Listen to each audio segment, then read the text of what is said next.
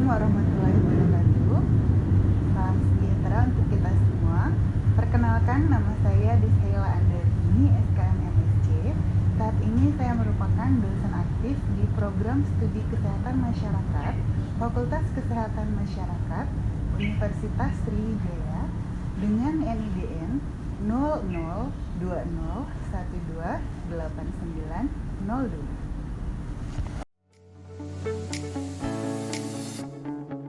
Pada kesempatan kali ini, izinkan saya untuk menyampaikan pernyataan diri dosen dalam unjuk kerja Tridharma Perguruan Tinggi atau PDD UKT-PT bidang pengajaran sebagai salah satu syarat untuk mengikuti sertifikasi dosen pada tahun 2022. Adapun untuk mata kuliah yang saya ampu yaitu mata kuliah ergonomi. Berikut adalah outline pemaparan dengan mengikuti prasyarat DIA, yaitu Delivery, Interaction, and Assessment, yang terdiri dari deskripsi mata kuliah, capaian pembelajaran mata kuliah atau CPMK, sistem pembelajaran atau mode perkuliahan, materi pembelajaran, metode pembelajaran, sistem penilaian, dan rekaman video proses pengajaran.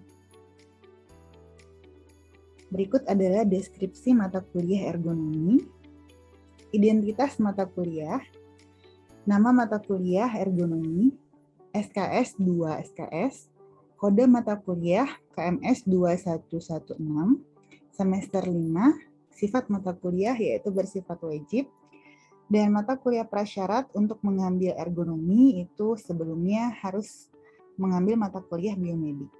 Deskripsi mata kuliah ergonomi ini terdiri dari sebagai berikut, yaitu mata kuliah ini membahas mengenai prinsip ergonomi dan kesehatan, sistem manusia dan mesin, atau how to fit the job to the man, antropometri, manual handling, fisiologi dan postur kerja, beban kerja fisik dan mental, rancangan desain stasiun kerja, produktivitas kerja, dan instrumen penilaian ergonomi atau test analysis tools. Outcome pembelajaran atau CPMK dari mata kuliah ini terdiri dari 5 CPMK, yaitu yang pertama, memahami prinsip ergonomi dan kesehatan. Yang kedua, menganalisis ergonomi kognitif dalam perancangan sistem kerja. CPMK ketiga, menjelaskan anatomi, postur, mekanisme tubuh, dan antropometri tubuh pekerja. CPMK keempat, melakukan perhitungan beban kerja, mengidentifikasi muskuloskeletal disease, fatigue, serta manual handling. Dan sebagai CPMK kelima, itu diharapkan mahasiswa mampu melakukan pengukuran dengan instrumen penilaian ergonomi atau test analysis tools. Sistem pembelajaran pada mata kuliah ini diampu oleh tim teaching, yaitu 2 dosen, diantaranya saya dan Ibu Dr. Novika Sari SKM MKes, dengan jumlah pertemuan sebanyak 14 kali pertemuan, dan beban waktu pembelajaran sebanyak 2 SKS, dengan 2 kali 50 menit tetap muka terjadwal, 2 kali 60 menit belajar mandiri, 2 kali 60 menit kegiatan akademik terstruktur. Untuk ujian tengah semester akan dilaksanakan pada pertemuan ke-8 dan ujian akhir semester dilaksanakan pada pertemuan ke-16. Materi pembelajaran pada mata kuliah ergonomi yaitu sebagai berikut. Untuk pertemuan pertama akan diberikan silabus dan RPS mata kuliah, dan penjelasan mengenai konsep dan klasifikasi ergonomis dan prinsip ergonomi dan kesehatan. Pertemuan kedua akan diberikan materi tentang ergonomi kognitif dalam perancangan sistem kerja. Untuk pertemuan ketiga itu mengenai anatomi, postur, dan mekanisme tubuh pekerja. Pertemuan keempat dan 5 tentang prinsip antropometri di tempat kerja, desain peralatan, serta mahasiswa akan melakukan pengukuran terhadap antropometri tubuh pekerja. Pada pertemuan 6 dan 7 akan dijelaskan mengenai contoh-contoh dari test analysis tools, diantaranya adalah RULA atau Rapid Upper Limb Assessment, REBA atau Rapid Entire Body Assessment, Job Strength Index, dan implementasinya pada pekerja. Dilanjutkan dengan ujian tengah semester di pertemuan ke-8, kemudian di pertemuan ke-9 dan 10, mahasiswa akan mempelajari mengenai contoh perancangan lingkungan kerja dan pengembangannya. Di pertemuan ke-11 dan 12 akan dipelajari analisis pekerjaan. Pada pekerja meliputi beban kerja, identifikasi muskuloskeletal disorder, dan juga identifikasi dari Manur Handling. Untuk pertemuan ke-13 dan 14 akan dilakukan studi kasus terhadap pekerja di sektor informal terhadap kejadian fatigue, identifikasi keluhan ergonomi pada pekerja, pengukuran rula dan reba, serta intervensi ergonomi. Pada pertemuan ke-15, mahasiswa akan mempelajari mengenai current isu untuk memahami perkembangan isu terkini seputar ergonomi yang tengah terjadi di masyarakat. Dan ujian akhir semester akan dilaksanakan di pertemuan ke-16. Berikut adalah buku referensi yang dapat digunakan oleh mahasiswa. Metode pembelajaran terdiri dari sinkronus, yaitu kuliah tatap muka menggunakan media Zoom atau USCamZ. USCamZ itu sendiri adalah sebuah platform mirip dengan Zoom, tapi dimiliki oleh Universitas Sriwijaya. Dan asinkronus, kuliah digunakan media pembelajaran Learning Management System yang dinamakan e-learning Unsri. Mahasiswa bisa mengakses file materi, video pembelajaran, forum diskusi, lembar kerja atau tugas, kuis, dan UTS serta UAS di LMS, e-learning Unsri. Lanjut ke sistem penilaian. Dasar penetapan nilai akhir digunakan pembobotan sebagai berikut, yaitu kuis, diskusi, dan keaktifan memiliki bobot sebesar 10%, tugas-tugas baik mandiri maupun terstruktur sebesar 15%. Ini dimaksudkan untuk membantu mahasiswa, kemudian untuk UTS sebesar 35%, dan UAS sebesar 40%. Berikut adalah rangkaian penjabaran dari sistem penilaian, di mana indikator penilaian berupa kuis, diskusi, dan keaktifan masing-masing 2% per CPMK. Untuk tugas itu 15%, di mana 5% pada CPMK ke-4 dan 10% pada CPMK ke-5. UTS 35%, 10% pada CPMK 1, 15% pada CPMK 2, 10% pada CPMK 3, dan UAS 40%, 10% pada CPMK ke-3, 15% pada CPMK ke-4, dan 15% pada CPMK ke-5. Sehingga totalnya adalah 100%. Baik, berikut adalah cuplikan dari video pengajaran. Selamat menyaksikan. Assalamualaikum warahmatullahi wabarakatuh. Waalaikumsalam warahmatullahi wabarakatuh, Ibu. Selamat pagi adik-adik. Apa kabar semuanya? Pagi, Ibu. Alhamdulillah baik. Bagaimana Ibu? Alhamdulillah baik juga. Semoga kita semua dalam keadaan sehat selalu ya. Oke, jadi pada kesempatan kali ini kita akan melanjutkan mata kuliah ergonomi ya. Setelah minggu kemarin kalian telah melakukan pengukuran dengan menggunakan kursi antropometri. Nah, sekarang kita akan melihat tentang task analysis tools yang judulnya mengenai Rapid Upper Limb Assessment atau kita kenal juga dengan istilah RULA. Adapun outline pembelajaran pada hari ini itu terbagi menjadi 4 ya. Jadi yang pertama itu ada definisi dari RULA, kemudian tujuan dari RULA, tahapan dari RULA, dan implementasi RULA pada pekerja. Ini ada studi kasus pada pekerja Kemplang di Desa Meranjat. Nanti kita lihat bagaimana hasil pengukurannya. Nah, sekarang kalian bisa pergi ke www.menti.com dengan kode 34133784 untuk mengetahui sejauh mana kalian paham tentang kata-kata RULA. Boleh satu kata yang kalian ketahui tentang RULA, silakan untuk diisi ya. Baik, Bu. Oke, kita lihat hasilnya. Ada yang mengisi metode pengukuran. Kemudian ada yang mengisi pengukuran postur tubuh bagian atas, pengukuran tubuh atas, ergonomi postur tubuh, pengukuran upper arm. Ya, jadi jawabannya mayoritas sudah mengarah ke benar ya. Ada istilah pengukuran tubuh yang dikhususkan bagian atas. Nah, itu yang akan kita pelajari pada pertemuan hari ini. Kita lanjut lagi. Nah, ini merupakan definisi dari RULA ya. Jadi RULA itu pertama sekali dikembangkan oleh Dr. Lin di University of Nottingham, dan juga ini untuk menilai posisi kerja yang dilakukan oleh tubuh di bagian atas. Jadi penilaian dengan menggunakan rula ini membutuhkan waktu yang sedikit untuk melakukan scoring general, jadi tidak terlalu kompleks sehingga bisa kita lakukan secara insidental ya. Dan juga ini diperuntukkan pada bidang ergonomi dengan bidang cakupan yang luas. Tujuan dari rula itu sendiri yang pertama itu untuk memberikan suatu metode pemeriksaan populasi pekerja secara cepat, terutama pemeriksaan paparan terhadap risiko gangguan bagian tubuh atas yang disebabkan karena bekerja. Tujuan yang kedua adalah menentukan penilaian gerakan-gerakan otot yang dikaitkan dengan postur kerja, mengeluarkan tenaga, dan melakukan kerja statis dan repetitif yang mengakibatkan kelelahan otot. Masih ingat repetitif itu apa adik-adik? Repetitif artinya? Berulang, Bu.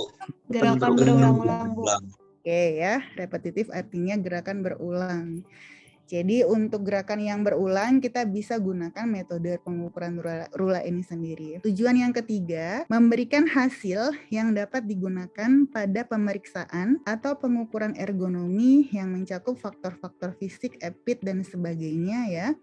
Untuk mencegah kita preventif ya, ranah kita bukan kuratif, terjadinya gangguan pada tubuh bagian atas akibat kerja. Oke, ini tujuan dari rula. Next, kita akan melihat outline ketiga yaitu tahapan dari rula. Nah, ini perlu diingat ya, ada 3 tahapan. Ada berapa tahapan?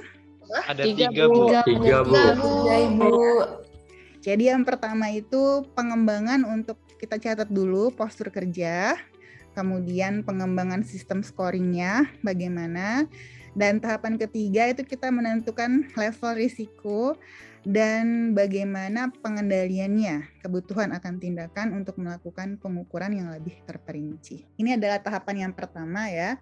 Jadi tubuh itu kita bagi jadi 2 bagian atau 2 kelompok, ada grup A, ada grup B. Nah, grup A itu meliputi lengan atas, lengan bawah, sama pergelangan tangan ya. Lengan atas, lengan bawah, sama pergelangan tangan.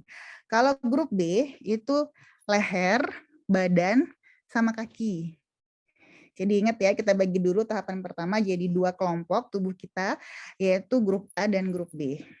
Untuk kisaran gerakan itu akan dibagi menjadi bagian-bagian yang diberi angka. Nanti ada worksheet dari rula ya, sehingga ini menghasilkan urutan angka yang logis dan mudah untuk kita ingat.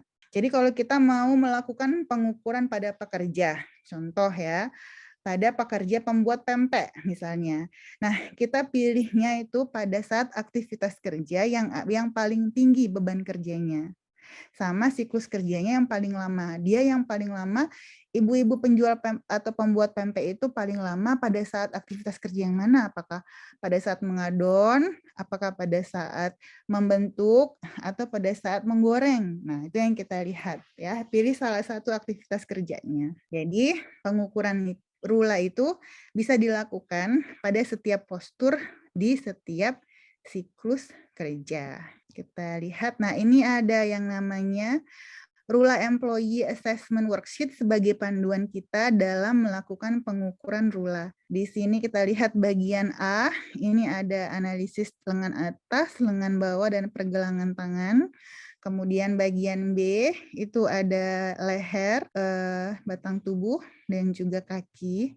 Di sini ada skornya, nanti akan kita lihat satu-satu. Kita mulai dari yang pertama itu postur grup A. Ini lengan atas ya, merupakan penilaian yang dilakukan pada sudut yang dibentuk oleh lengan atas saat melakukan pekerjaan. Kita lihat di sini. Pekerja itu melakukan pekerjaan dengan lengan atasnya membentuk derajat 90 derajat. Kita harus kasih skor berapa? 4, Bu. 4, Ibu.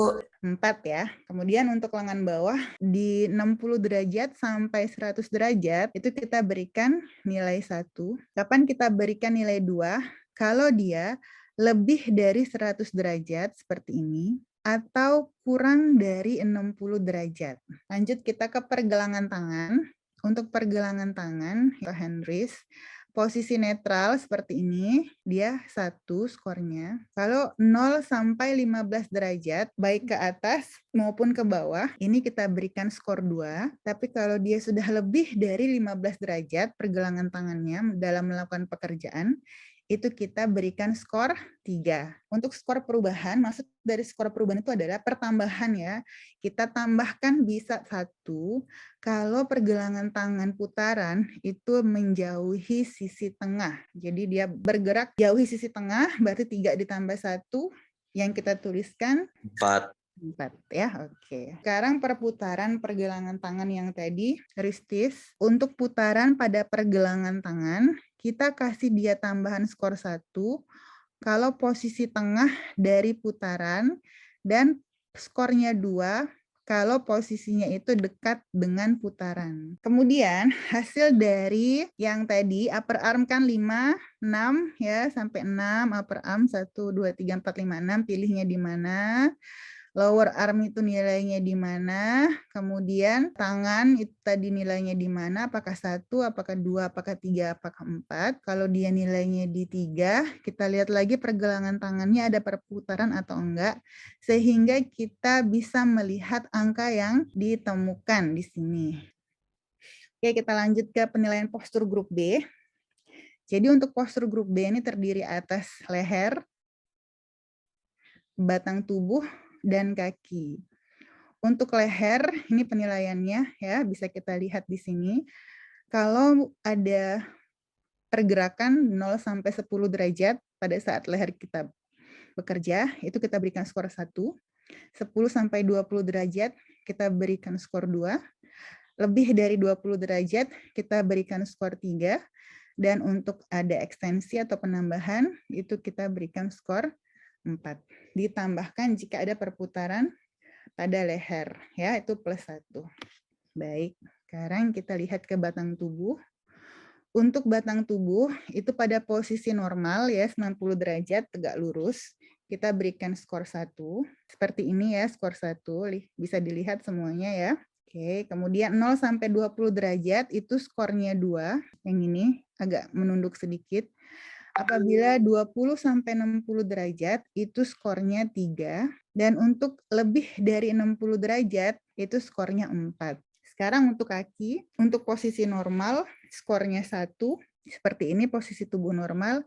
Tapi kalau pada saat bekerja posisinya itu tidak seimbang, mengangkat. Nah, itu kita kasih skornya 2. Nah, sama seperti yang bagian A tadi, kita masukkan ke tabel di mana tabel penilaian postur grup B ini diperoleh dari pengkombinasian keempat bagian tubuh operator atau pekerja yang berada dalam kategori grup B. Tahapan yang kedua sekarang kita sudah bisa menilai skor akhir atau grand score. Jadi kita kombinasikan kelompok yang 1, tadi kita dapat nilainya berapa, dikombinasikan dengan kelompok yang 2. Ya, kelompok A dan kelompok B. Kalau kelompok A nilainya 5, kelompok B nilainya 7, itu berapa skornya? Grand total skornya jadi berapa? Kelompok A 5 nih misalnya nilainya. Ya, ini kelompok A 5. Kelompok B nilainya 7. Grand totalnya jadi berapa? 7 ya, Bu? 7, Bu. 7, Bu. Ya, semuanya betul ya. 7, kita lihat 5 di sini, kita telusuri 5 dan juga 7, oh di sini, berarti hasilnya adalah 7. Yang sudah kita bahas tadi, jadi kelompok A itu terdiri atas, lengan bawah, pergelangan, dan putaran. Masuk ke tabel A, kita lihat adakah tambahan otot, penggunaan otot, ya aktivitas tadi, skor aktivitas, adakah penggunaan tenaga untuk skor B. Kita masuk ke, ini dapatnya hasilnya adalah skor C, di mana kita akan menggabungkan dengan kelompok B yang isinya adalah penilaian dari leher, punggung, dan kaki dengan menggunakan tabel B. Kita lihat penggunaan otot pada skor aktivitasnya berapa, kita lihat penggunaan tenaga pada skor beban kerjanya berapa, hasilnya adalah skor D yang tadi, dan kita lakukan grand scoring seperti yang sebelumnya. Jadi setelah diperoleh grand score, baik yang bernilai 1 hingga 7 menunjukkan level tindakan atau action level sebagai berikut. Jadi ada 4 action level atau 4 tindakan. Kalau hasil dari pengukuran rula kalian itu masuk ke kategori 1 atau 2, artinya nggak apa-apa, nggak masalah. Postur tubuh pekerja itu bisa kita terima kalau tidak dipertahankan atau tidak berulang dalam periode yang lama. Nggak apa-apa, kita oke ya, bisa diterima. Kalau dia 3-4, nah ini udah memerlukan pemeriksaan lanjutan dan juga diperlukan perubahan-perubahan. Kalau di skor 5 atau 6, itu menunjukkan bahwa pemeriksaan ini perlu segera dilakukan. Kalau di level 7 menunjukkan bahwa kondisi ini berbahaya sehingga butuh perubahan ya, butuh tindakan-tindakan untuk merubah di saat itu juga. Nah, di sini ada contoh ya, waktu kita di kelas ergonomi tahun kemarin itu melakukan studi kasus pada pekerja pembuat kemplang di Desa Meranjat 2, Indralaya, Ogan Ilir, Sumatera Selatan. Untuk grand total di kelompok A itu ada 4 hasilnya. Kemudian di kelompok B itu 3 hasilnya, dan di kelompok C itu ternyata hasilnya juga 3 ya, sama jadi mereka. Artinya perlu dilakukan penyelidikan lebih lanjut dan mungkin memerlukan perubahan. Jadi kita tadi sudah membahas tentang rula sampai ke contohnya di pekerja kemplang. Saya mau melihat, masih ingat nggak ada berapa tahapan dalam pengukuran rula? Boleh kalian kembali lagi ke menti.com, silakan ya. Iya ya, bisa kita lihat semuanya sekarang mayoritas menjawab 3 ya tahapan dalam pengukuran rula. Alhamdulillah, berarti kalian semua menyimak ya, mengikuti dengan baik untuk kuliah rula pada hari ini. Oke, terima kasih adik-adik ya. Tapi sebelumnya silakan kalau ada yang mau mengajukan pertanyaan sebelum saya akhiri kuliah kita, dipersilakan. Izin bertanya, Bu. Oke, Vito, silakan Vito. Jadi kemarin kan kita udah Bu melakukan kayak pengukuran rula gitu ke pekerja kan, Bu. Jadi itu dari foto gitu tapi, Bu. Nah, yang mau saya tanyakan itu tadi kan di pengukurannya itu ada kayak gerakan tambahan, Bu. Nah, tapi di foto itu nggak ada gerakan tambahannya gitu, Bu. Nggak ke foto gitu maksudnya. Tapi kita tahu kalau misalnya di dalam pekerjaan itu tuh ada kayak gerakan tambahan, misalnya kayak sopir nih, Bu. Sopir itu kan perlu melihat kanan kiri gitu, Bu, melihat ke spion. Tapi pas di foto itu dia melihatnya ke arah depan gitu, Bu. Nah, itu untuk penilaiannya apakah kita sesuai sama foto atau kita tambahin gitu, Bu, sama kayak kerjaannya gitu. Oke, thank you pertanyaannya ya. Jadi tadi pertanyaan dari Vito itu misalnya contoh pekerja itu adalah driver atau supir ya. Ketika fotonya itu hanya ada tentang lengan atas, lengan bawah, pergelangan dan putaran, tapi kita tidak mendapatkan foto tentang otot. Kita sudah dapat data ya dari hasil observasi kita bahwa penggunaan otot dan tenaganya berapa, sehingga boleh Vito langsung ditambahkan saja sesuai dengan keadaan atau keadaan perubahan ya yang Vito observasi. Seperti itu ya, sehingga kita dapatkan skor C. Jadi dari foto itu boleh lengan A, lengan atas, lengan bawah, pergelangan dan putaran, dapatlah tabel A. Ini berdasarkan hasil observasi, kita tambahkan penggunaan ototnya berapa dan tenaga atau beban kerjanya berapa.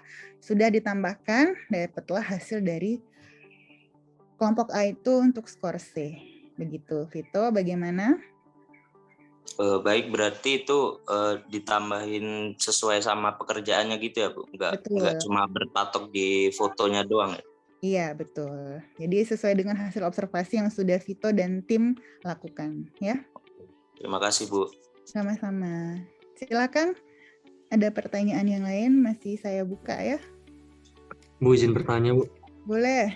Yusran, Raffi, dan Indra.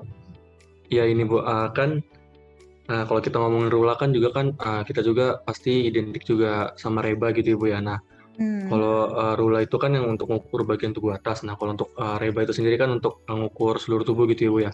Ya. Nah itu tuh perbedaan ide lebih jelasnya tuh seperti apa Bu, dan terus kayak kapan itu gunain reba dan kapan gunain rula gitu Bu, pada saat apa gitu Bu, kurang lebih kayak gitu Bu. Oke, thank you pertanyaannya ya. Nah, jadi untuk tes analisis tools itu banyak ya sebenarnya ya, tidak hanya terbatas pada rula, tidak hanya terbatas pada reba, dan sebagainya.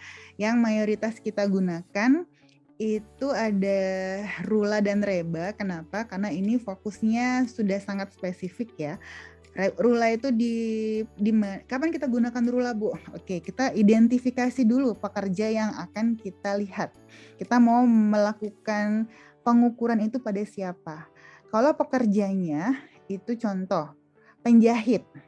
Nah, penjahit itu mayoritas menggunakan tubuh yang mana? Apakah the entire body, keseluruhan tubuhnya bergerak, atau hanya upper, bagian tubuh yang atas? Kira-kira yang mana tuh kalau kelompok kerjanya penjahit?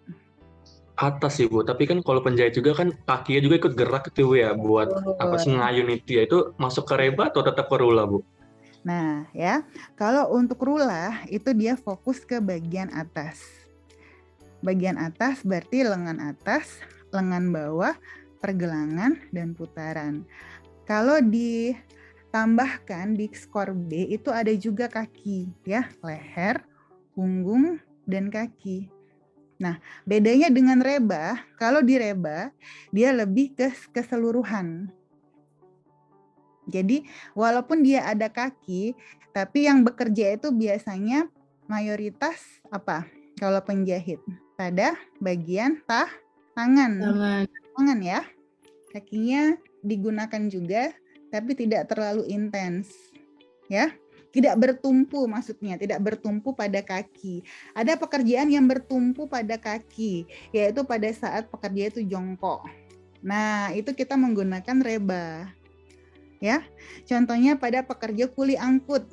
Kuli angkut di pasar tradisional 16 Palembang. Itu kita cocoknya rula apa reba? Dia ngangkut di sini, ngambil dulu, ngangkut, jalan, kakinya digunakan ya karena jalan ya, dinamis jadi nggak statis ya. Habis itu dia pindahin dari tempat mengambil barang ke truk. Nah, itu cocoknya rula atau reba? Reba Bu. Betul ya, jadi ada gerakan yang digunakan di bagian kaki. Kalau penjahit dia statis, nggak dinamis, duduk saja. Contohnya tuh bisa kita gunakan rula, tapi kalau reba itu kakinya digunakan dengan maksimal. Jadi kita gunakanlah entire body assessment. Sampai sini paham? Berarti kalau yang untuk rula itu dia misalnya kaki juga gerak, tapi dia masih ada penopang itu masuknya ke rula gitu ya Bu. Nah misalnya kayak reba itu benar-benar kita napak gitu ya, kayak benar-benar kaki itu jadi tumpuan gitu ya Bu ya. Baru jadi itu masuk ke reba. Ya Bu, paham Bu. Oke ya, alhamdulillah kalau udah paham. Oke, baik. Sampai sini. Ada lagi yang mau ditanyakan? Kalau tidak, ini kita bisa melanjutkan dengan tugas yang sudah diberikan ya di pertemuan sebelumnya. Silakan kalian untuk sesuai dengan timnya, yaitu melakukan turun ke lapangan. Kemarin sudah dibagi ya timnya ya? Sudah Bu. Sudah Bu. Oke, untuk yang tim rula silakan untuk segera menyelesaikan ya. Sesuai dengan batas akhir pengumpulan itu jadi minggu depan, insya Allah kita akan buka. Kemudian kita lihat sama-sama bagaimana hasil pengukuran rula dari tim dan juga teman-teman yang melakukan pengukuran rula serta hasil dari kelompok kerja yang lain dalam pertemuan yang akan datang. Oke Bu. Oke. Oke Bu. Saya akhiri ya perkuliahan kali ini. Lebih dan kurang saya mohon maaf. Akhir kata, wassalamualaikum warahmatullahi wabarakatuh. Waalaikumsalam warahmatullahi wabarakatuh. Terima kasih Bu.